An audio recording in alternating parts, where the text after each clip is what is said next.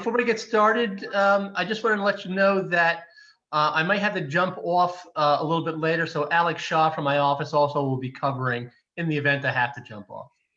Thanks for the fair warning.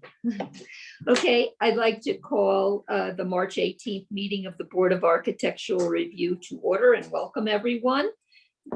Inviting first back the Pays. Welcome back.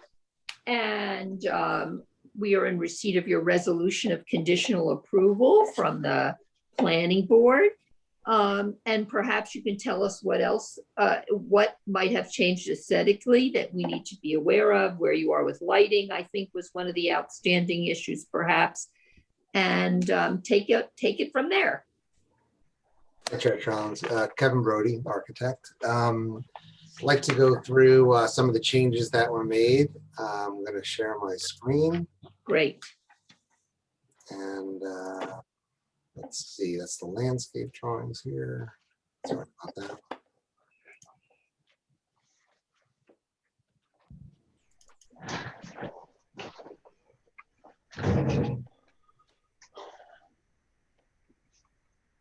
Okay. So the first page 400 is unchanged. That was the original option, number 1 on top, showing the window arrangement. Number 2 was option number 1, showing the oval window below it. That's unchanged from the last meeting. The next drawing, 400A, also both were submitted previously. 400B had the cast stone string course running across the top of the bay. And then on the bottom, option number 4B also has the lower, I dropped the bay there roughly a foot below the string course and had the string course continue across to the garage. Option, let's see, we have here option number 4C is unchanged.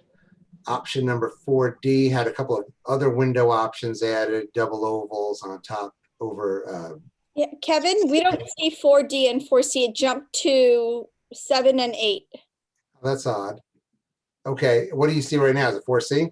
A 5 and 6. Look, this is weird. This keeps on happening with Zoom. Let me go stop share and then I'm going to start over again. Technology. Okay, 4B. Yes. Yep. Okay, 4C. Yes. No, 5 and 6.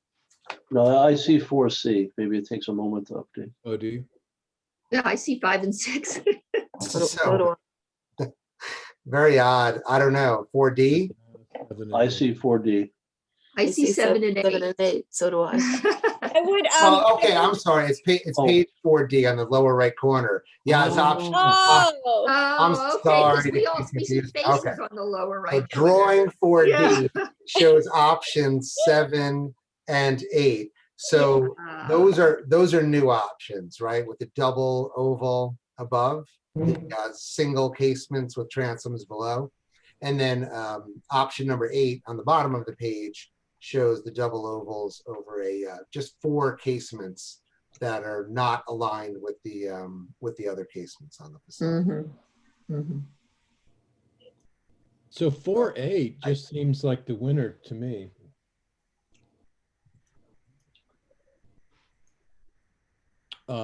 Which one? 4A. It's this next sheet. There you go. The top one there. I Oh, second that. Yeah. Oh, option number 4A. You like the one with the bay aligning with the string course? Yeah.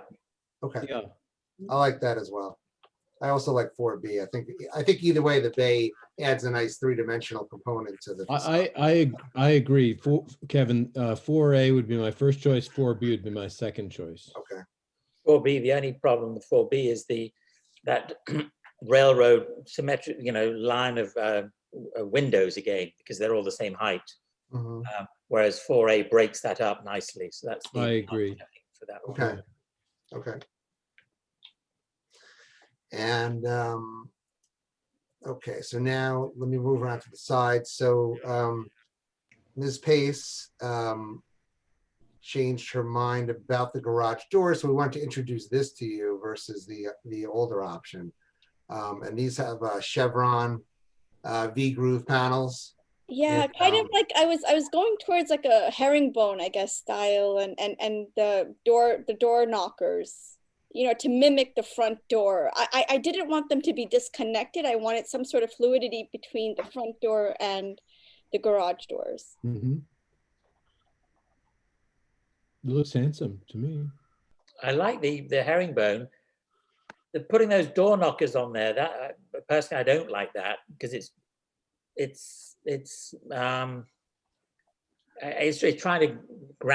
trying to make it something special, and it's just a garage door, as it were. So it's adding a decorative element to it that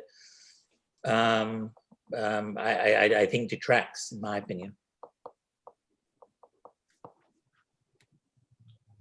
Okay.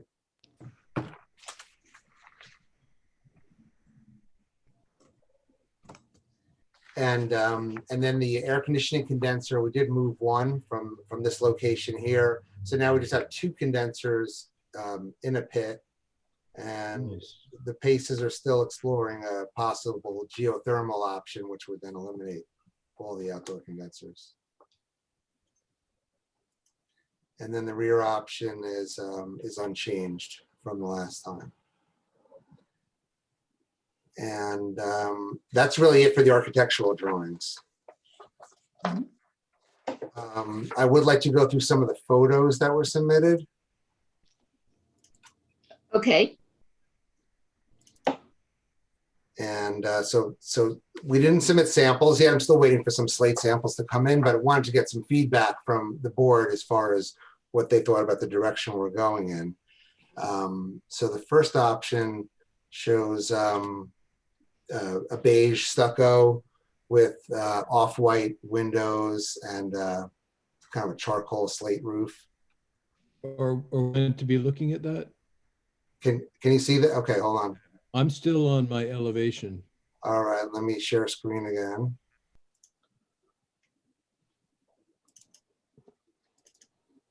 Can you see that? Yeah. yes. Okay. So let me go back. So on the first one, whoops, sorry. The first one has the off-white stucco, like a beige color, with white, kind of off-white windows, but more towards white. And then a charcoal slate roof. Color scheme 2 is also more of like a beige stucco, kind of similar to the first color scheme, but the windows are a little bit towards white, more towards white in this option. And the roof is a little bit darker charcoal.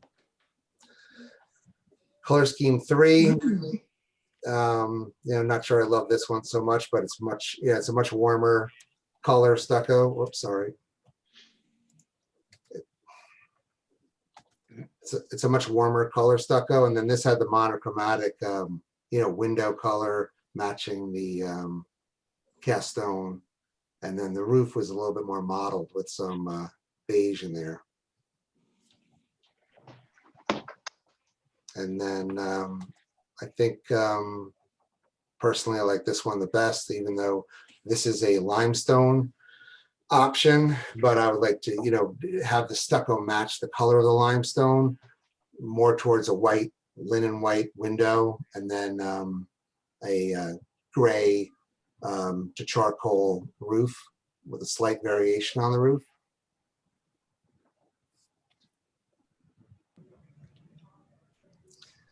Front door we presented already, and we're actually in contact with a company that does hand carved doors. So we're trying to get this door copied exactly. Some of the finials, just as an example, in the dormers, lead coated copper. Member McQuilkin had mentioned that he would like to see, I think it was Member McQuilkin, would like to see the lead coated copper on the hips, similar to this design here, which was actually partly just as anticipating wear and tear. No, I think it was a good suggestion, and I had actually considered that from the start. So I like that option. And then we would do a beaded seam at the top, and then follow that across to the ridge. And just some other options, right? This is a Parisian apartment building with a similar lead-coated copper flashing at the mansard. Same thing on this chateau here. It has the lead-coated copper and the finial. That's the Biltmore. That's copper, but similar design on all of these homes. Biltmore again. And then this is a lead-coated copper ridge. Whoops, with the beaded design. I think we'd probably go with a little bit smaller bead than that, but the similar concept. And then that would carry down the hips as well. And then all the valleys would have open valleys with lead-coated copper as well. Kevin, can you go back to the picture of the Biltmore? Mm-hmm. That one or the one? Yeah. You were just on it a minute ago. Is it that one? Just one before that. One before. I Where is it? think that was the only cop. That was. Oh, okay. Can you go one more? That's the One more? Biltmore. Is there one more? What's beyond this? There. You were just on it a minute ago. There you go. Okay. That may be darker than you and Mr. and Mrs. Pays would want, but I guess I would just float as a question, is there a way to get somewhere between the one that you liked most, the one that was limestone, and this, which is quite a bit meatier and more less, dentifrice looking. Do you know what I mean? Less sharp and Sure. especially in a heavily populated area, white as a color, or anything that even approaches it, shouts very loudly. And yeah, no, I hear what you're saying, and I don't think we were looking to go so light. Hold on one second. Let me do that again and go back to the house previous.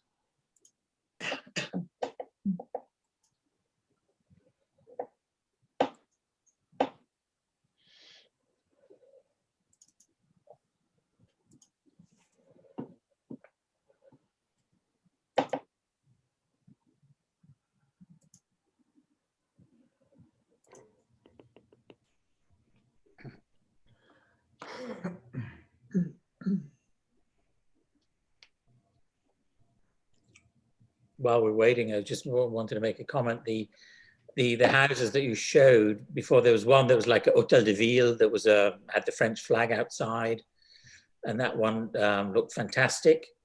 The other ones looked like, but they were American. How they weren't French houses. They were American houses done in the French style. And let's see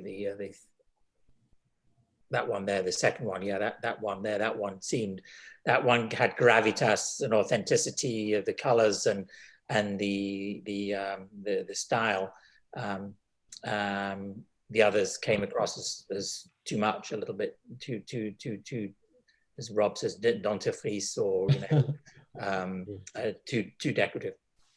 Right, and we're not. This is just more for a color, just a color direction. That's all. Right. So yeah, I mean, and this is more of a French limestone color on this building. And yeah, that is definitely American, quote unquote, McMansion for sure. But again, just for the color. Same with this. I'm sure this is in Atlanta or somewhere. But I get your point about the color and maybe being a shade too light on this house. Kevin, how are you planning to make a decision? Are you planning to try a number of samples? That was the idea. So we'd like to, because stucco is so hard to yes, like to submit one sample up front, and then they're going to come with a bag of pigment in the field and start to mix the stucco. Could be right. an entirely different shade. So I think what we'd like to do is mock-ups when we get to that point and have a stucco contractor on site, have him mix up maybe 3 or 4 different batches and do a larger swath maybe on the side of the building. Yeah, so maybe instead of torturing you all to get to the ultimate perfect off-white, Right. we may be able to have real satisfaction later when on site where you say, here are the ones we chose in this order. What do you think? And subject any approval to being within that color family when the time is right. I just don't want to put you in a position of having to pick the perfect color now, given especially what you just said. Sure. And of course, photographs and, screens are going to vary too, as far as color goes. So, Right. and I think the same holds true with the slate, right? Because that's natural material that's going to come from a quarry. So we'd like to put together, I think, in the field, a palette of slate, cast stone, and stucco together. Mhm. And I assume you wouldn't be opposed to having us come by and just Of take a course, look at, the direction you'd like to go. right? I think that's the best way to move. But in general, Kevin, if I could just right now, well, since we're speaking about it, I think, the die is cast when you go for this kind of a French Renaissance sort of, chateau-esque style. I think you want to go darker. I don't think, which would not be the case for many other building styles. Got it. But with this, I think you would want to err on the side of darker and more consistent. Well, we certainly want to, make it a little bit more muted. So as you say, it doesn't, stand out so much. But now I noticed on a couple of the ones that you were showing us where they had sort of sampled between, they were going in this style, but then they'd suddenly decided to be more cautious in the tinting of their slate and using slate in a way that you might find on a very different kind of house. And it looked odd. It was one of those details that I think does make it look more, McMansion-y and less like an Sure. interesting Sure. tour de force of this kind. So more of a consistent charcoal, kind of like the Biltmore has. Well, right, because I think And there's another. this is a very clear historicist house that it puts all of its chips on the table on this style. Right. That's for sure. Yes. So I think you just want to follow through on that. Okay. And then, of course, the Biltmore has cast stone dividers between the windows, and we're not proposing to do that. And then they use black windows, which I don't think that's a good option either for their house. I don't know how you feel about the window color. Well, in general, again, I think that the more you can avoid the color white, the better. One thing, I see a lot around the main line and other in Westchester, when people are working in certainly with Norman houses, that are a little bit different from this, but people will often go with verdigris and gray blue and some colors like that, which might be really interesting and might be kind of gorgeous and make this feel true to itself, interesting, not average, but also not too bright, Well, I know Dev Pace was leaning towards the verdigris. I don't know. I thought we would go more in a maybe an off-white color, but we would certainly entertain that. And you see a ton of off-white, and there's a color called Mouse's Back in Farrow and Ball, which you see a ton of in Chestnut Hill on the main line with houses of this kind. Okay. And it basically goes kind of with, some of them are stone, some of them are stucco, but they're all this, and it kind of goes with it, but it sets them off a little bit. So it's not meant to look exactly like stone, but it sort of has a little dialogue. Certainly that darker, stronger color would, away from white, would set the tone and make the other elements stronger, more would highlight the decorative elements. If there's that positive, negative, yin and yang, foiling each other. It would be a good move. But yeah, white would, or slightly off white would make it more McMansion-y like. Okay. What is that color, Rob? Mouse back. Is that the color of your hair? Or is it? It's the color of my spirit, my friend. My shriveled spirit. Yeah. Well, I wanted to get some input from the Pays and see if we're taking this in a direction that they're comfortable with.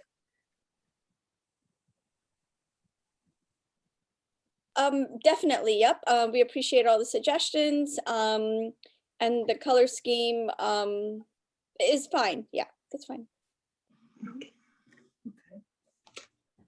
Thank you. All right, so what about what else did we have to discuss with you? Did you get further on lighting? Did we have lighting outstanding? I know you had gotten some suggestions. Am I right about that? But yeah, we're gonna go into the lighting next. And Okay. just to wrap things up a little bit. Sure. I know it's a minor detail, but I had submitted this snow guard initially with the photos that you received, and then I'd rather go with this one. I think this is more substantial and traditional. If no one has an objection. Can I ask a question, Kevin? Yeah. I'm still on a screen. I'm not seeing images. I'm just seeing basically a computer. Okay, let me do it again. This, I don't know if everyone else was or not. it just seems to keep Oh, happening. there you go. Yeah, no, it seems to keep happening with the Zoom. I don't understand why. So that was the snow guard that was submitted, and then I found hold on a second, that snow guard, which I think is a little more traditional and substantial.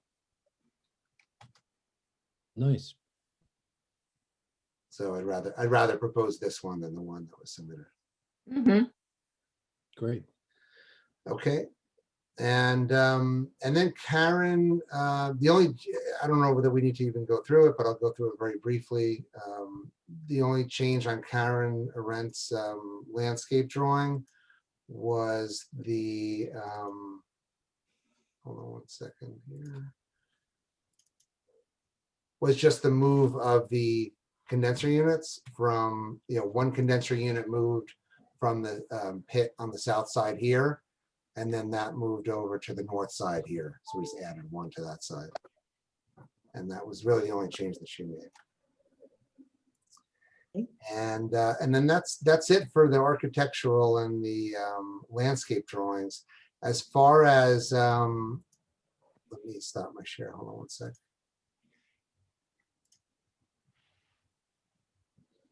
Okay, so as far as physical samples, window color, to determine window colors, do we need to do that now, or is that something that we should do later once we decide on the stucco and Yeah, stuff? if you're not ready to do it now, I mean, you have our input to understand the family we're comfortable with. An approval can be conditional on coming back with a site visit for the colors. Because I mean, as the board knows, there's a long road ahead from designing the structure and putting it out to bid and eventually getting a shovel in the ground. So, if in general we're in good shape, I'd like to get a conditional approval tonight so that we could, move forward with this, at least from my end, and start really getting into more of the final design. Yeah, I just want to clarify the window. I just Googled the Biltmore photos as well as we were talking. So the windows in the Biltmore, I guess they're the darker ones, right, Kevin? They're like a black charcoal color, yeah, but that's a little bit different because they have the cast stone surrounds, which we're not, we're just kind of trim. They actually have like mutton bars that are in cast stone between the windows. So yeah. And I mean, I like the aged color on it as well. I mean, on the Biltmore estate itself. Yeah, I mean, I think like we're all the looking for that vintage aged- patina feel. Yeah, Yeah. the vintage aged look. Yeah, Yeah, but I mean, I don't know how we could replicate. I mean, over time, obviously, it could get dirty, but I don't know. I don't know. So I think maybe for now, I could put together a sample board with, a few different window colors and then some paint chips that would mimic at least the stucco color that at least we can put together and see the comparison. And it's slate colors as well. And slate, sure. Yeah. Mhm. Mhm. Okay. Did you want to talk to us about lighting? Yeah. Yes, so we have Giancarlo Maris and Ryan Curtis from Maris Design, and they're going to be discussing the lighting. Hi, how are you? Hi, everybody.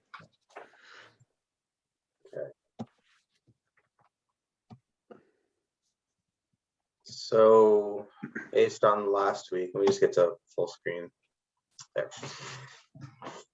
So we made minor adjustments according to the last meeting, and then also came back with some fixture redesigns based on the comments as well. So if I can go through the minor adjustments first. Right here, there were originally post lamps. We had switched that to linear lighting now. That's just grazing down those two piers, and from the caps, fully hidden fixture at that point. Great. So that was one of the requests. Then one of the other requests, we had discussed the idea of using either fans or alternating fans on this backside, or having just a series of lights, and everybody likes the fans. So we just use that as the primary option now. And the other one is another minor one. Let me just move right to it.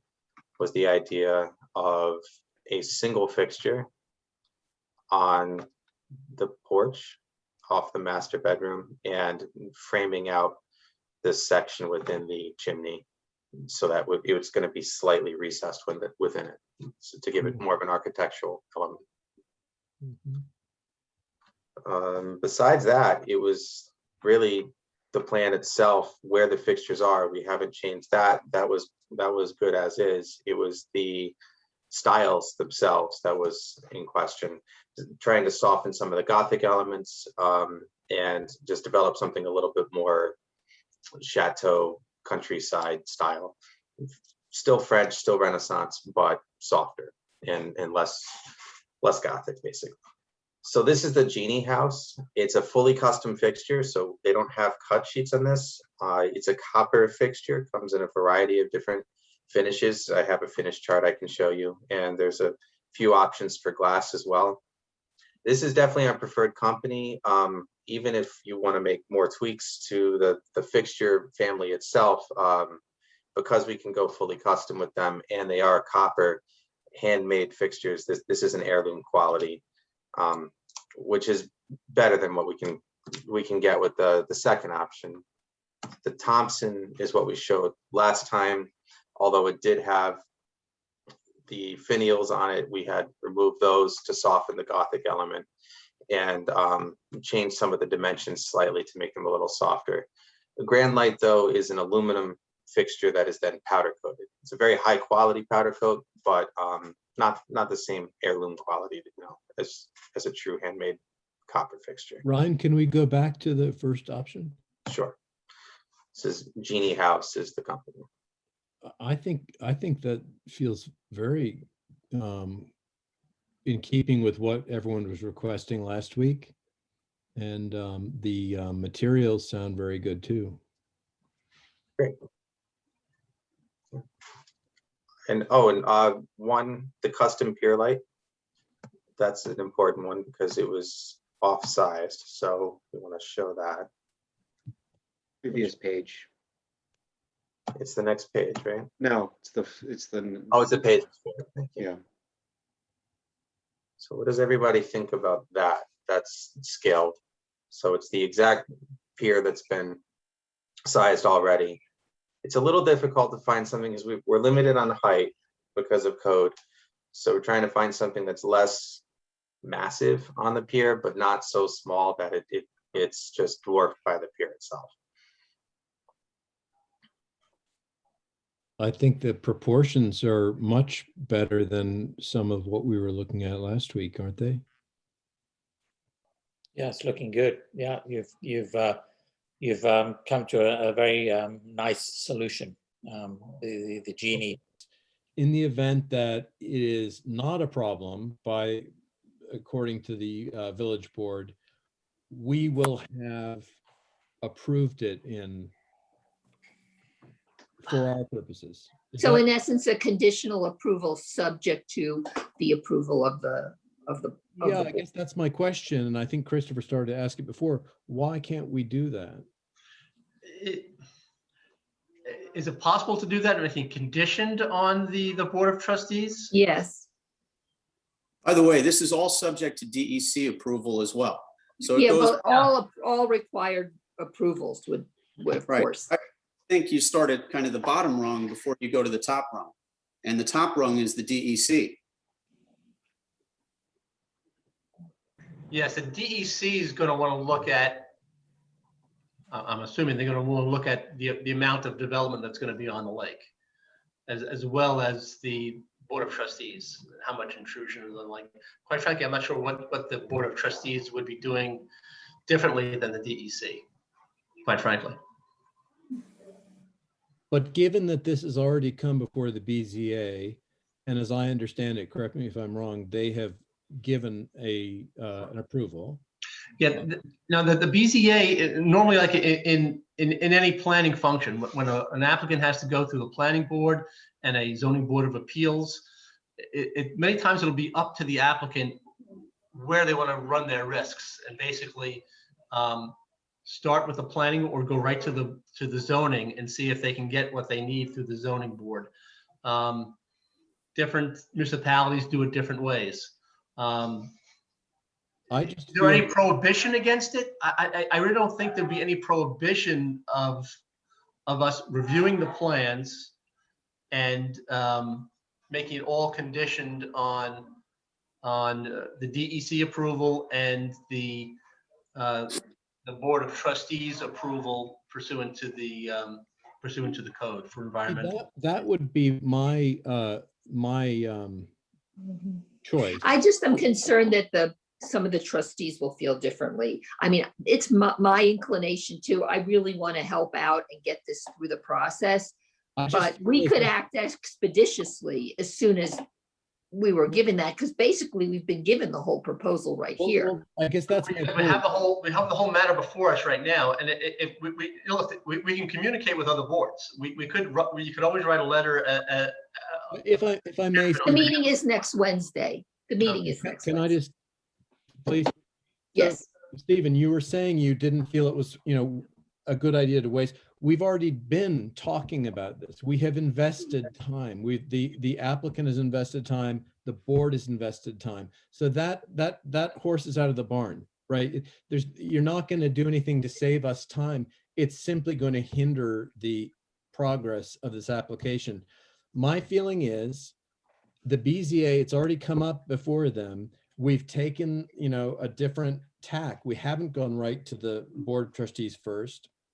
And therefore, why don't we just use our good offices to encourage this along as well as we can make out, so that the Board of Trustees has our opinion as a documented fact, which is, as I understand, we all agree that it is a good enhancement to the general application of the house in general. I second that. Well,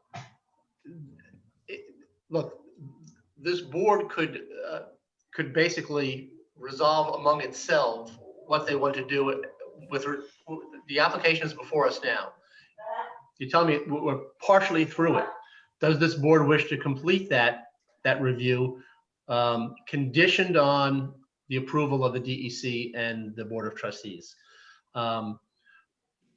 If that's the way the board wants to proceed, I think that we should make basically a straw poll. Essentially, that's the way we want to proceed. But I think it might be a good idea in this case to indicate to the Board of Trustees that we did hesitate with respect to whether we should go and fully examine this And this is what we are doing, and we're not doing that without any indication that we're trying to influence any other board.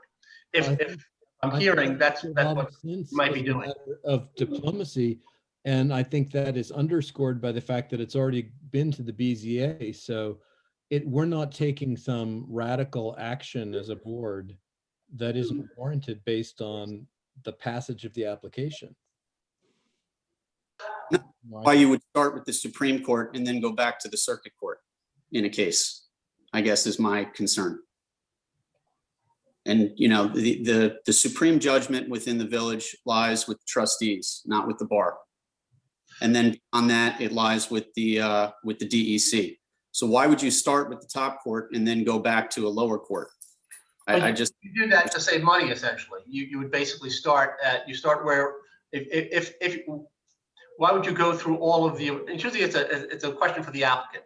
Do you want to go through all of the lower approvals and all the expense and cost involved in that, if at the end of the day, there's a good indication that the door is going to be slammed on you on environmental grounds by the DEC or by the Board of Trustees? Problem with that is that we're here already. That correct. I mean, the fact is that decision has already been made. The applicant has used their resources and their time. The board has used its time. And so I think the only reasonable thing is to carry on with the passage of this application as we see it now. And if the board wishes to do that, I believe the board has their right to continue the review of this and then to pass it along. But my opinion is, which way should they start? Look, it's to a certain extent, it is ultimately going to be the decision of the village board, and as you said, the DEC as well. But the village board is what we're concerned with at this point. And I don't have any feedback from the village board. I don't know if the trustees would feel that we're encroaching on their territory by continuing this review or trying to influence whether they're going to agree or not. It is different. It is different areas completely. If it's an environmental that the Board of Trustees is looking at, that's outside of our purview completely. And can I ask this question, Stephen? What was the purview of the BZA? Was theirs not partly environmental? What was their purview? I don't think so. Generally, the BZA gives relief from the zoning code. So they look at, it's not a use, I don't think it was a use variance, it was an area variance. They were probably, and I don't remember off the top of my head, I looked at the decision some time ago, but generally zoning boards of appeals give relief on specific applications under the strict provisions of the code that may work a hardship on a homeowner. So you ask for area variances, which are setbacks, distances from water sources, Right. impervious surfaces, things of that nature. Or if you're going to the zoning board of appeals on a use variance, that's a much higher standard. And that's not, I don't think what we're dealing with here, because we're talking about residential property and an area where a boathouse had previously been. So I'm Well, I assuming- mean, I guess we just, the applicant has chosen this path and it's an inductive one. And so each of the boards with its different purviews, its different criteria for approval or with the withholding of approval is making its decision. And we they're building blocks, right? And then we get up to the Board of Trustees. And, whether or not that was the right gamble for the applicant to make, that's their business. But we're already stepped in this far, so. Right, and many boards I represent will indicate that they're not comfortable reviewing it at a certain point, and they'll send it back to the planning board or to the zoning board. So I guess the question for this board is, what do you want to do? I mean, it's true. We can make if the application comes before us, we can review it. It may be for naught at the end, but technically we can do it. Let's do it. But when I hear other members of the board indicating that you might be slighting the Board of Trustees, I'd like to keep everyone on good terms here and let them know what we're doing is strictly aesthetics, and we're not looking to step on anyone's toes. And we're going forward at the request of the applicant. And subject to their, All So- required approvals, both by the village, the DEC, and any other regulatory requirements. Right. exactly. I mean, that's really the big things too. I mean, eventually, if you had all the other requirements, the bar would come to agreements with the applicant on something that was acceptable aesthetically. I mean, but look, I think I've said my piece, and I think we all know where we all stand. So Yeah, it's the board's Yeah. determination what they want to do with this. yeah. You know, I'm of two minds because, well, it looks like my phone. I'm of two minds because I think it's only Wednesday night. We have given as much of a feedback as we can, which is favorable. And you're still gonna have to get the approval. So I'm not sure what you gain by having us do that. In getting a preconditional approval here. Yes, you will have to come back for the final approval. We were gonna show us some additional renderings anyway.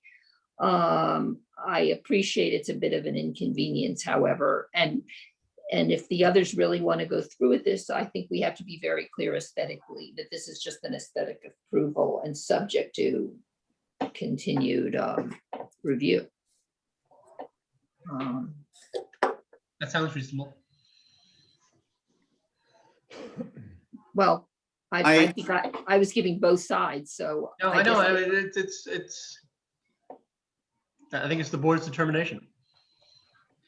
Okay, well, I would take my cues from the applicant, I guess, because I have been an applicant before this board and other boards, and I know how grueling it can be.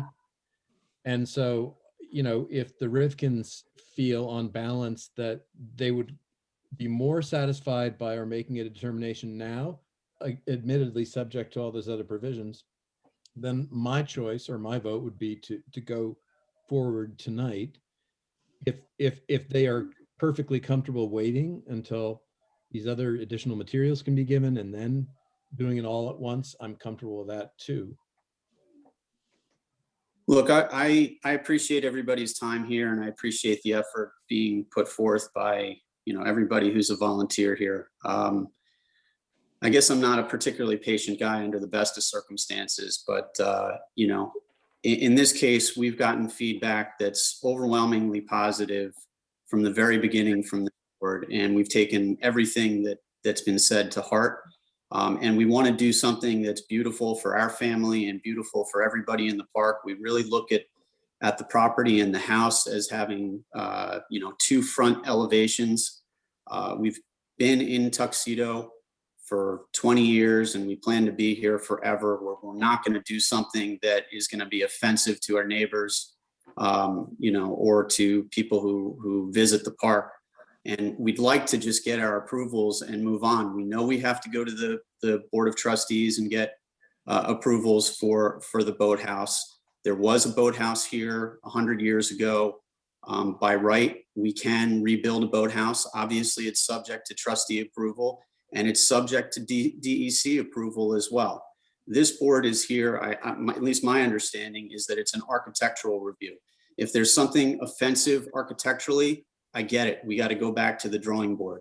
But if the application as presented is architecturally acceptable to the people on the board, I would ask that you grant us approval so that we can move on with the process.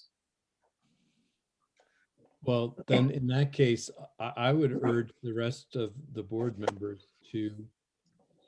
so do you want to make a motion? I'll make a motion to approve the, this is just the boathouse, or are we lumping it together with the house? With the house. So I would make a motion that we approve the plans for the house and boathouse for the Rivkin property as presented and discuss subject to, you know, a DEC approval and before that, Board of Trustees approval for use. Is there a second? Can we cite the plans though? That exactly what we're. Yeah, is that yeah. clear by the record already? No, it's okay. I don't have all of the plans. Do you have them to cite or do you just want, do you have them to cite, John? I'm sorry, I do not have a full set of the plans with me.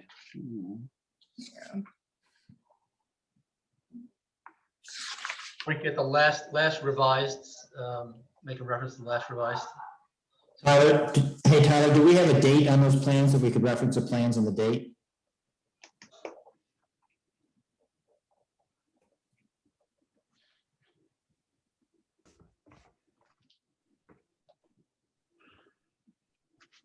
And the lot number. The boathouse is dated March 15th, 2021. S102, those I think I have, S102. Well, A comment about the motion. It's the boathouse that requires trustee and DEC approval. The main house Yeah, itself. that's a good clarification. Yes. that's what I was subject going to say. We should Yes. break it into two resolutions that we're approving, if the board feels obliged to move forward tonight, approve the house and everything that's outside of the trustee approval. And then do a second resolution with respect to the boathouse. That's going to be subject to Board of Trustee approval. Do you want to restate it, Sheila, or? The motion, well, it's your motion, but the motion is to approve the Rifkin residence and the boathouse, with the boathouse subject to conditional approval, subject to Board of Trustee approval, Army Corps of Engineer approval, and any other required approvals. And subject to, and then we need some reference to the drawings. I don't believe there's any Army Corps of Engineer approval required here. I believe it's DEC and trustee approval. Okay.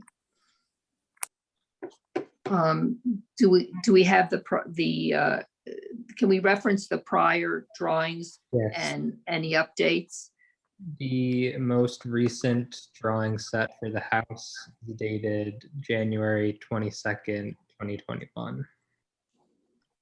Okay, and then That's if the you last could, revised date on that, just for clarification, that's the last revised date? That is the last revised date. Very good. And the boathouse is dated what, and last revised at 3/15, you said? Yes, March 15th. okay, and maybe you could give a more complete list of the drawing numbers in the resolution. You might want to also include the architectural material specification book as well. Good idea. And that we are approving that synthetic material, not borat, no, what's it called? Boral. Yeah. That we are, exceptionally, we are approving that in the light that it's not normally given approval, but we are planning to, in the future, incorporate that because it seems to be a well received alternative to a natural material. And do we have the lot number of the property? It's 103-1-42. Second, the motion. Josh, what's your vote? I'm having an issue with the Burrell. I think it's an excellent project and everything is great about it with the exception of that. That's the only thing that's an issue for me. I vote yes on both parts of the resolution.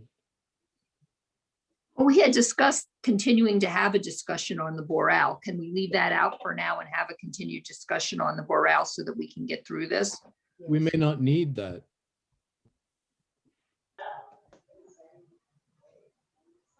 I'm sorry? Christopher Boshier has joined. What was your agree opinion? with Josh. I think it's a great material and all that, but I think it's a slippery slope for us before, we've had other people come before the board with different materials that are not natural, and we've rejected them. And so. do find Yeah, out- I don't think, So I'm I sorry. think if we set that aside, that piece aside and go through the proper channels to make it acceptable, then I'm totally on board. Can I ask what those channels would be and what the process would be, Christopher and Sheila? We went, that is the BZA, correct? Yeah, no, I think that there's a discussion at a higher level of village government about approving new materials. And there is an understanding that it might have to be done on a piecemeal basis for outstanding applications, but I'm not sure we're to the point of approving it right here and now.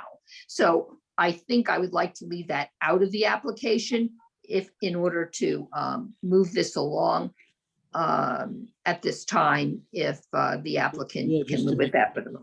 So just to be clear then, this would be a contingency like what, paint colors or materials or Yeah, that it's approved and when yeah, would that it it's be- ultimately approved. Yes, it would be a contingency. and when would that contingency be addressed and how? Well, we're working on it. I don't have an answer to that yet. So basically what you're saying, Sheila, is that although we're empowered to approve this application, including Boral, which the professionals here feel is key to the design, Well- wear and tear. Can I finish? That Yes. although we're empowered to do that, you're saying that we should wait for the Board of Trustees to lay down the law very specifically on all of the new materials that we're going to open up into use. No, I'm saying that they have requested some input in changes to what has been our tradition on approving materials such as Boral, but with an interest in having, with the positive take on wanting to approve more materials. So I don't see this as a hurdle. I see this as a process. But I'm still unclear as to where this leaves this application in terms of the use of Boral. Well, let me ask Stephen Honan. Do you think that it's clear that we would, I'm not even 100% positive that everyone would agree that we have the authority to change these particular guidelines, or if they are a change because they're non-natural materials. Right. So, It's definitely a departure from this board's prior holdings that we use only natural materials. It was my understanding that there was going to be a dialogue in the village at some point in order to expand those materials that are going to be acceptable. that's right. applications. That's right. I don't That's think right. that discussion has taken place with a Board of Trustees meeting or joint meeting with this board.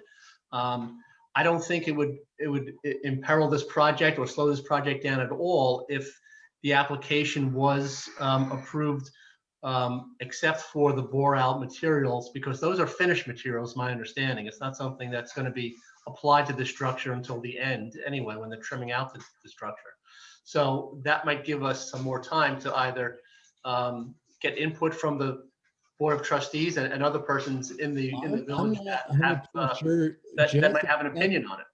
I defer to council on this. And I think that. Look, I was not finished. I was saying something. I was I'm asking. sorry. Yeah, I was asking Jeff, the architect here, whether Stephen's supposition that the Boral was merely a dressing is accurate or not. Because Boral is often used structurally. I say that because from the earlier discussions here, I had asked the architect whether it was going to be milled. And he said, no, we just use it on the flat surfaces on the exterior, which I understood to be trim. And I didn't think it was approved for structural in the state of New York.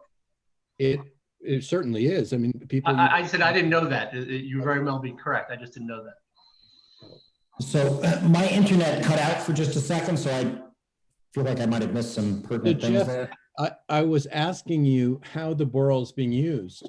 It's not merely dressing, it is structural as well, or not? No, it's not really structural. It really is just used for the trim. Okay, well then Jeff's supposition was accurate. Yeah, so it is just for the trim. So think of it as the trim around the windows or around the eaves or fascias. So So then that's a decision that you can make later. We can approve all this and you can revisit the use of Boral much later with minimal fuss. Is that With accurate? minimal fuss, like it will not change the appearance of the house. Okay. It will change the appearance of the house in 5 years, because in 5 years, the natural wood would have rotted off. But the Boral will be, I'm being a little silly, but the truth is it's going to be a permanent thing, but no, it does not change the appearance. Thank you. Okay. So thanks for clarifying that, Rob. So given that, I would suggest we remove that discussion from the resolution and continue with the revote. So we have a second. Josh? I'm fine with that. Okay. I think Chris Brochures rejoined the meeting. Chris, I don't know, are you comfortable with voting, having come in late? Okay, okay, and I will agree as well. So I think there we are, but I will need to, John, clean up the resolution to reflect the detail required of the drawings. Okay. And make clear that the resolution is purely for the aesthetics with regard to the boathouse. Okay. Thank you.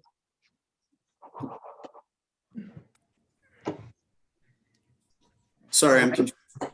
Do we have an approval from this board or? Yes, you do. You do. But Unanimous. we carved out the Boral. for now. Congratulations, you deserve it. It's a great Yes. project. Thank you. Yes. Patience. Yeah. You'll do that.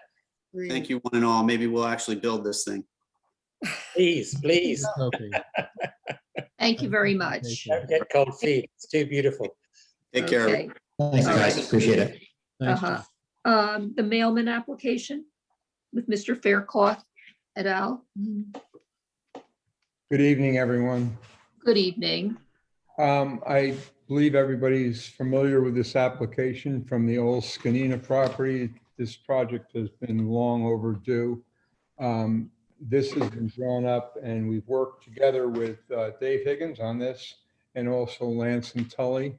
Many site visits, many back and forths to produce something that's going to be finally aesthetically sound, and that we're also taking care of the materials which were illegally dumped on this site.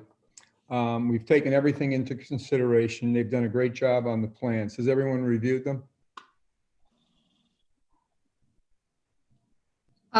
We'd like you to go through them if you don't mind. Okay. So we're talking about the property, which is basically, it's part of the whole property. It's to the southern portion of the main driveway. It's outlined by an existing stone wall to the south that travels basically west-east. There was materials that were pushed off there that have encroached on the neighbor's property. There was never any formal grading done except to remove the material and get rid of it. So what's been proposed here is, like I said, we've worked with Lance and Tully and Dave Higgins on this. So we've come to an agreement that the rock wall, which is on the southern portion of this, from Tower Hill all the way back to the property line on the east corner, will be rebuilt. Okay, to the specs shown on the plans. It will be a 4-foot high wall. It will have drainage behind it. It will have a filter fabric behind it. It will have a 4-inch under drain on it. If you had the plans in front of you, does anyone have the plans? I'm sorry to interrupt, Bill. I thought it might be helpful. This is Dave Higgins from Lankin. Hey, hi, Dave. How are you? I guess you didn't see me on the grid here. But, I apologize. That's okay. That's quite all right. I was complimenting you. Thank you. If the board would like, if I can share my screen, I could probably pull up the map. that might help That would be great. describe. All right, so let me see if I can share the screen here. All right. So this is the site plan. Hopefully you can see that.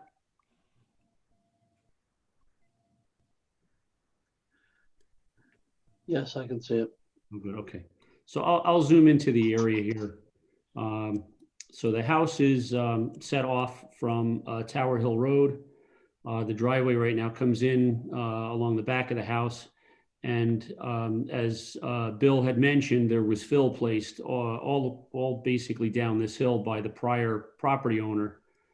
Some of it actually went, it appears to have gone just beyond the property line in a little bit of an area here and a little bit of an area back here as well.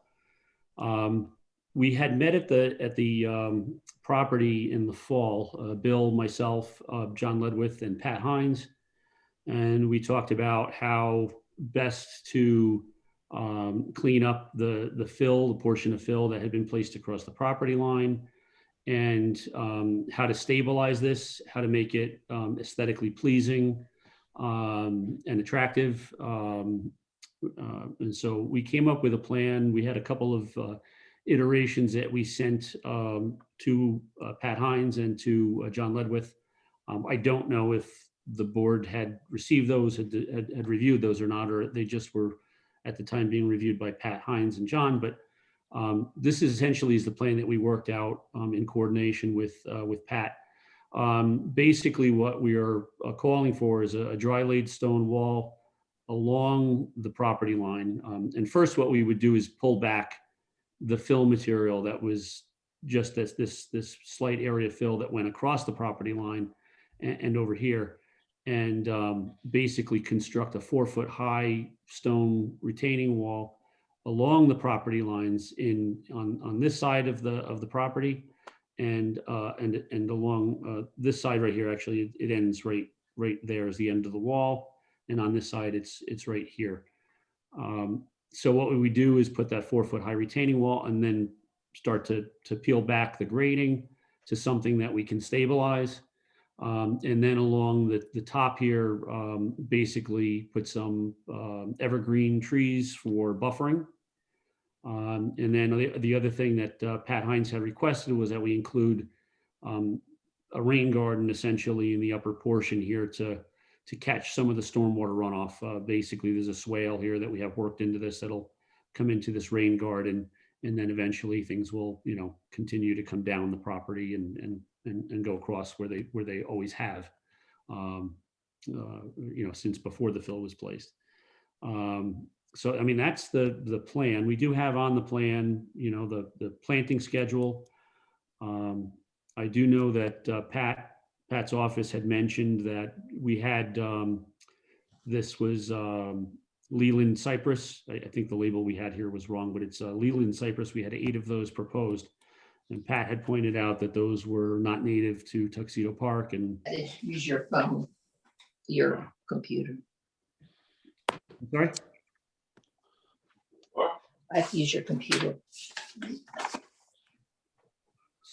So Pat had suggested using a different species for that. So I had looked up, I found actually online, Tuxedo Park someone had a list of recommended species for planting in the village. I'm not sure if it was an official document or something that was posted on the internet by homeowners, but balsam fir, I think, was the one that I was looking to use in place of the Leland cypress. I would like to have that discussion a little further, that if we could put a mix of some maples and some oak trees in there, so we're not soldiered in a row, to make it more of a natural appearance versus that. If we could do a split on that, I would appreciate that. Yeah, that would be necessary to have a mixture, so it's not all one species. And certainly oak trees, they're the best native tree, and the maples are very good as well. So for wildlife purposes, that would be the white pine as well, which you'd originally mentioned. That's another great one.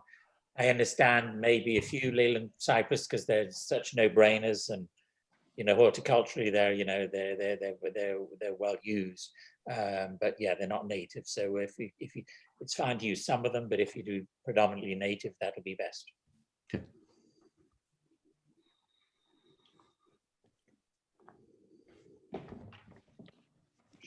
Are we still on?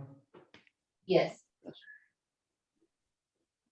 So, oh, Bill, you said that this wall was outlined already? There's an existing wall there that has been gone to rubble.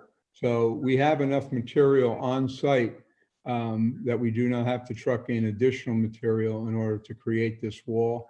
And then we also have some larger stones on site, which we will use as a mix into these areas to give it a little aesthetics, to break it up so it's not looking like a big old flat field. Fantastic. I just want to mention that we are taking down these marks that are on here, these big X's. These are dead standing trees, which will come down. And then we also have in the area where it's shaded in, where the hillside is, we have Arilla spinosa, which is known as devil's walking stick, which is a highly invasive species, which will also come out of there, along with poison sumac in that area. That will not be in existence any longer. Both are invasive species to the park, as you know, so we're going to deroot them and get rid of them in a correct way. The grade, if you, can you go over to the, grade drawing, far right-hand corner of your? the profile, you mean? Yes, sir. The cross section, right? I'm not sure what these red lines are. Someone, I think, scratched this somehow on the screen. Anyway, if we're looking at this, the existing grade, okay, there was a massive slope, very drastic slope there. So that's in the dotted portion of the line. That berm will be coming out of there, that big hump that's there. And then we'll gently bring that grade back to what they proposed on all our grade elevations on this drawing. So that will make that tremendously more subtle to that side area there. And then we're basically doing a reverse grade to come up to the existing driveway wall there. So everything is not sloped continually down to that area there. We're going to go by exactly what we have here as far as all the details, the drainage, the gathering pond, all your grades, your drainage systems behind the walls, the matting, the topsoil, the planting schedule. So we are going exactly by this plan, including the silt fence for protection from the neighbors. And they spent a lot of time on this survey work and the grading to get this where it is. And I'm positive that at the end of this, it'll be look like a very aesthetic area. Plus Monica, who is very much so into horticulture, has plans for this area for additional plantings also. John, have the neighbors, go on. John, have the neighbors been noticed? Yes, they have. Have we received any response? No, I've not received any comments. Okay. Dave and Bill, this is Andy Warren from McGooey Hauser and Etzel. Hi, Andy. So, how are you? Good.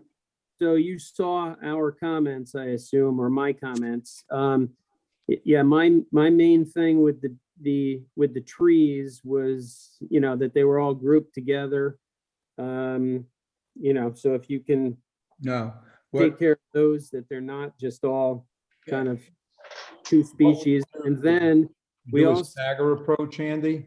That would be appreciated. Stagger approach, and then what we will do to get the break is we'll introduce the maples and the oaks into that, which we can get locally, and they're basically locally grown, so that we're not looking at a fence line. We want to look at something that looks like it's natural. Right, and we my other comment that I had on there was that any work on the adjacent properties should be all disturbances should be removed after the completion of the wall. We will. The staging of this would be that we're going to do all the tree work and the invasive species first, so we have a clean site. Then we're going to clear the workable roadway from the neighbor's property. And when I say a roadway, we're going to need 10 feet wide is what we're going to need for the track machine.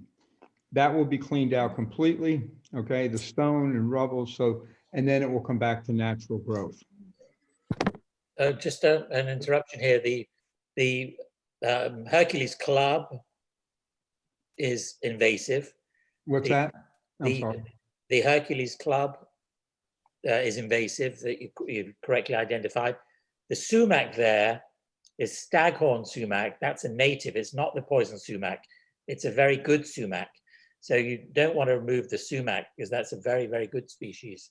It's not the invasive one. It's not the poison sumac. It's not. There isn't any poison sumac in the park. It needs a very wet area. So to keep the sumac, that's a good. Okay, that's fine. It's not a problem. I'd actually like to, hi, this is Monica.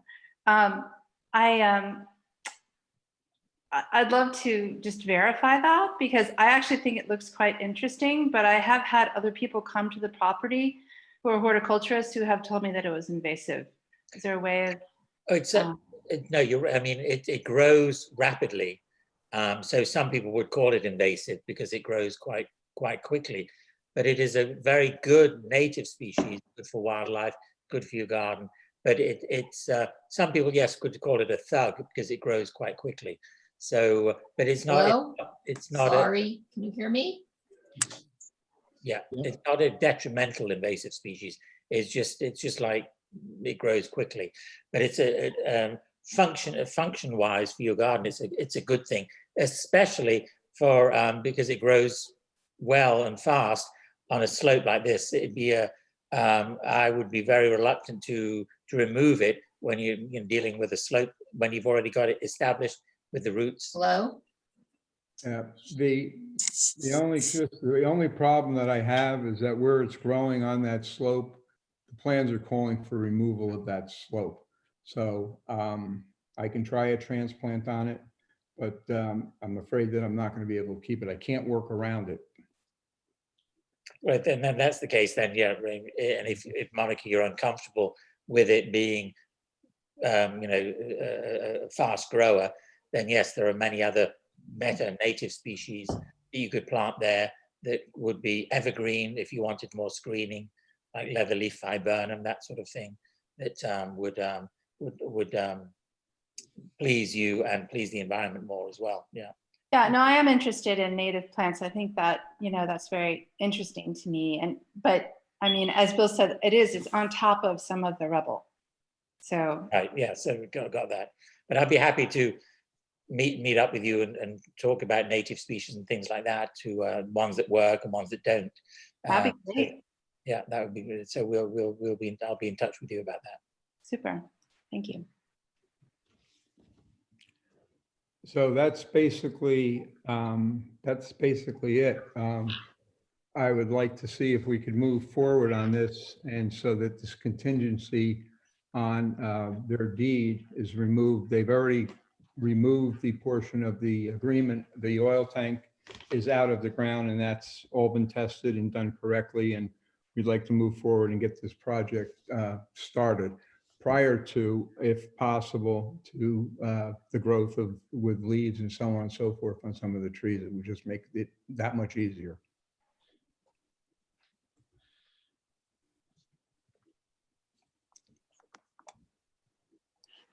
I guess we're still missing Sheila. Yeah, she said she was calling back in. She had connection problems. I had the same connection problem. I got knocked off a few minutes ago. Oh. John, can I ask just a question with respect to, is there any zoning issue building a structure like a 4-foot wall on the property line? Walls and fences are exempt from the setback. And there was an existing wall there, as was mentioned before.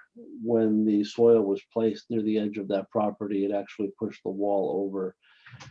So it's a replacement project. What was there then? yes, given the mailman's attention to details and willingness to resolve this issue, I think it's a replacement of a dry laid stone wall. Okay.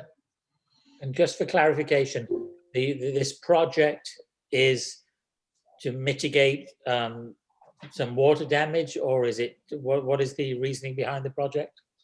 The project continued several years ago without the proper approvals. And the new owners have agreed to resolve the issue, stabilize the soil, remove the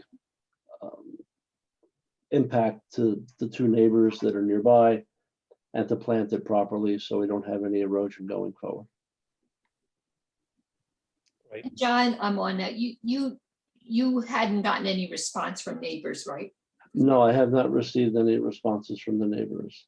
Okay. I guess my only comment really is that, you know, the BAR cannot give permission for the contractor to go on the neighbor's property, so they would have to get that permission from the neighbors. That's all. And John, that would be me personally reaching out to them, explaining the project and getting their permission in writing. Yeah, we'd Correct. like something in writing in the office. We can't give you permission, or the mailman, permission to work on someone else's property. Okay. Just so that you know, John, there is a note that we have on the plan that does indicate, you know, that it's required that the owner get permission from the adjacent property owners that they're proposing to do the work on prior to the start of construction. Okay, thank you. Yep. So John, does this require a resolution, or do we do a resolution when we get approval from the other neighbors?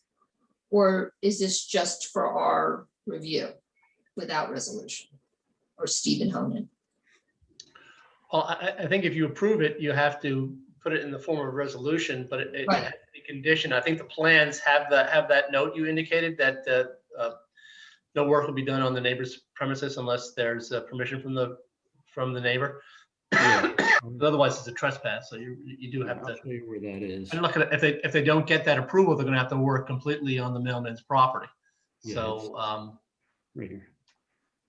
I don't know that it's you're not approving for them to go on someone else's property. So I think it has to be in a resolution. I agree. I think it's in the neighbor's best interest to facilitate this, but once again, it is up to the neighbors. Sorry, I was off. Do any other board members have any comments on this project? Or does more work need to be done? It looks good to me. I just saw all the species in the rain garden. That made me very happy. Yeah. Perfect time for me if I had to get lost to have you there. Thank you. Yeah, hi, this is Josh Mailman, and thank you for all of your time. I now understand how much work it takes to work on properties in the town, but I appreciate everyone's diligence. I guess the only question I have is, and I hope this is not the case, that what if the neighbor said that they didn't want us to go on their property, given the fact that there's some amount of fill on their property? Don't we actually have to go on their property to remove it? And I'm only saying that because when we purchase the property, it's the requirement of the town or the village for us to remove the fill from our property, but we kind of need their permission to do that. You know, if the neighbors are not going to allow you on their property, and they supply that to you and I in writing, our hands are tied and they're left with what's there. Okay, well, that's what I'm saying. I'm assuming, hopefully they will, but I just realized that, you know, nobody can require them for whatever reason to do that. So, but hopefully it'll all work out, and thank you. It's in interest.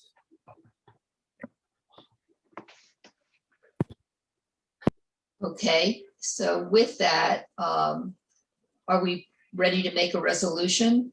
Yeah.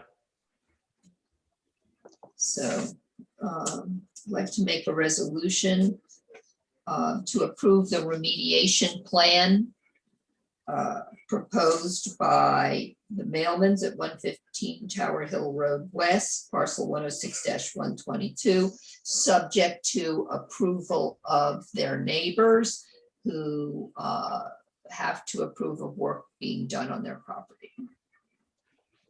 Does that work? Is there a second? Second. All in favor? Aye. Aye. Is that unanimous? Okay. Okay, thank you very much for your Thank effort. you very much. Thank you all very much. Thank Have a great you, night. thank you. Thank Much you. appreciated. Have a good evening, everyone. Too. And the Denberg application, thank you for your patience. Welcome. Do you want to share with us your proposal for a screened-in porch? I understand there's a variance you'll still need to receive. That you'll still need to receive, and you may need to go back to the BZA or something, but why don't you share with us what your vision is? The only person who has the plans that I don't know how to share on this, I don't have them scanned and able to show you. I know John has a copy of the plans. I don't know if John can put them up. I'm Oh, good. John, thank you.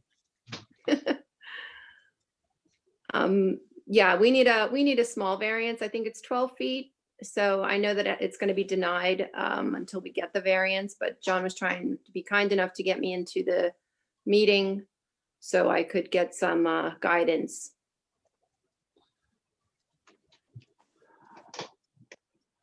Laura, if you just want to explain the project, the property boundaries are a little faint, but I'll try to highlight them here. Can you see the plan? So far, we just see the email, John. Oh, I opened up the attachment, but I don't. Excuse me. Bless you. Sorry. Yeah, and I didn't invite my architect in again because we knew that there was not going to be an approval. So while John's looking for that, on the north side of, oh, there it is. How's that? There we go. That's good.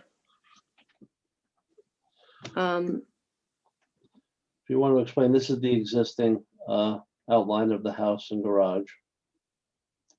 And the Right. main driveway is here. Mm-hmm. There's an existing pool on the left-hand side of the house as you approach. Right. With an existing patio that they would like to add a screened-in porch to.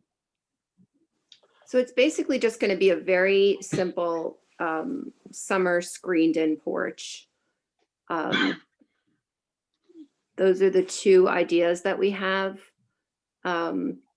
We have not very smart dogs, so I don't want the screens to go to the ground or even like a foot above the ground. I'd like to have some kind of millwork or woodwork on the lower portion of the screen, so we have some kind of protection from the elements, the rain and the snow in the wintertime, so it doesn't splash into the porch. And so I prefer the one on the right. Just to familiarize the bar, this is the Denberg's garage. This is the house. This is the screened-in porch, and then the pool is to the left of this. Correct. So this would be on the north side of the house, and there's several layers of trees before the road. There's an apple tree. There's a large weeping copper beech in front of that. I don't think it would be very visible from the road. And like I said, it faces north, and they're keeping the roof tied in the roof as a gable roof to keep in with the far right side of the house, which is off the garage, which is the old potting shed. And then the dormer off of the house on the south side of the house. Do we have photographs of the house? These plans are so cryptic. I mean, it's kind of impossible to. I can certainly get you photographs, and I can have the architect drop in the porch with the plans. Again, I just wanted to start to understand, for you guys to understand the process, because I know we need to go to the BZA before we actually can start approvals, but I just wanted you to see what we're starting, I guess, is what the purpose of this was this evening.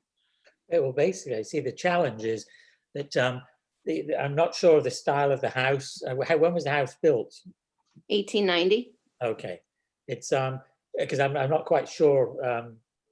I guess we're neighbors. We're probably I'm just down the road from you, so I drive past your house, but I'm not sure of the style. So we want to make sure that this is a complement to your house, and instead of just something stuck on. So that would be great to get a drop in of the the porch with the house to make sure that it complements and it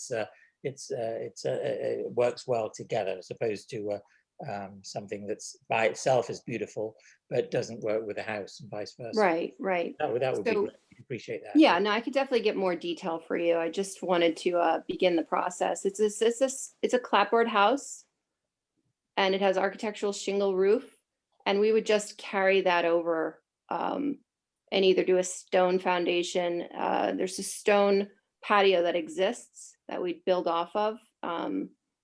So yeah, I guess I can get you a better. It's actually on there. You just can't see it. It's very, very light for some reason. You can see the windows and the doors and the details, but it's not coming through on this email. So I'll get you better plans. Because your house is above Mr. Nasser's house, is that right? The Persian gentleman on Brook Farm Road. It has the sort of gabled light blue modern house. No, sorry. This house is on top of Turtle Mountain Road. Oh, okay, okay. I was, Yeah, I was confusing the old with- Soldati house. We've been here about 20 years, and it used to be yellow, and then we did a lot of renovations in 2002 and 2003, and so yeah, we've done some major renovations, and always in keeping with the integrity of the park. So this is not our first rodeo. I was confusing you with another house. I'm sorry. Well, we appreciate you coming forward, even with the beginnings of your plan. And I appreciate that you don't have a huge grandiose idea of a huge screen porch you're looking for. You're just looking for something that it looks like will work for you in keeping with your pool in your summer. Exactly. This is not to be heated. This is really just for shade protection and bug protection. And it just, we still want to make it beautiful, but it's not going to be livable space. So this is a very, very simple screened in porch. Sounds lovely. It would be so useful just to get more detailed drawings and or also additional photographs, just so we can. Absolutely. I can get those for you. No problem. I Yeah. just wanted to get in here and just get the process started. What is the next step as far as the BZA goes? John, do we need to, I will issue a letter to you by early next week, recommending that you go to the BZA for a variance, I believe, for the front yard setback.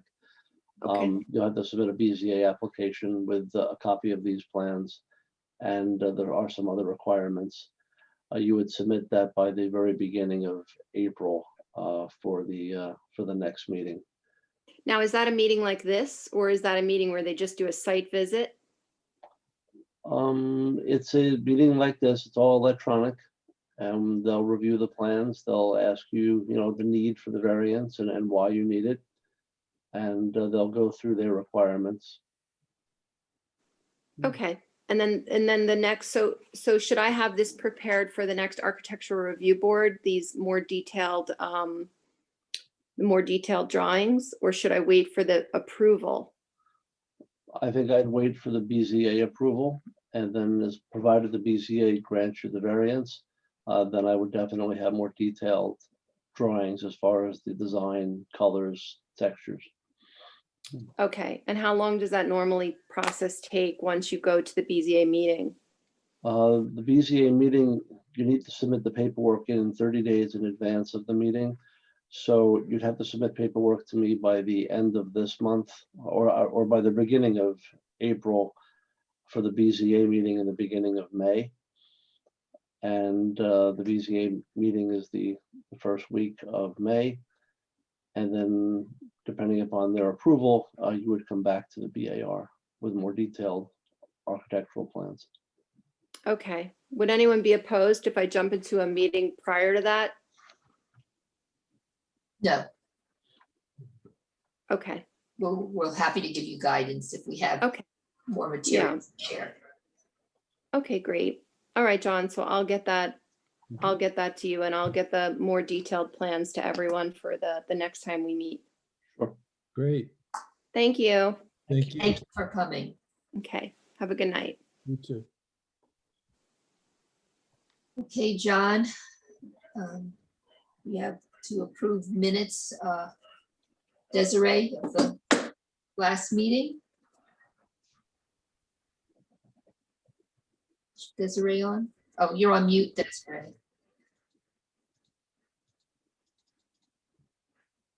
Sorry, can you hear me? Yes.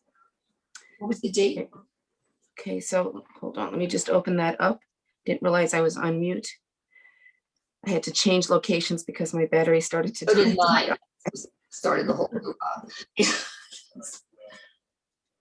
Okay, so that was February 18th. 2021 was the last meeting. Okay. I don't know if there was any others prior that John may have done in January. Yeah, I think we're still preparing those, right, John? Yes. Okay. So February 18th? Was that it? Sorry. Yes. Okay, I'd like to make a motion to approve the February 18th minutes of the Board of Architectural Approval of Board of Architectural Review Board. Is there a second? Second. Thanks. All in favor? Aye. Aye. Great. Motion approved. Is there a motion to adjourn? Yeah. Motion to adjourn. That could be part of the record, that shout. Oh my goodness. I need a second. You got it, baby. Everyone in favor. Thank you Aye. all. Good night. Have a good night. Good night. Good night. Everybody. Good night.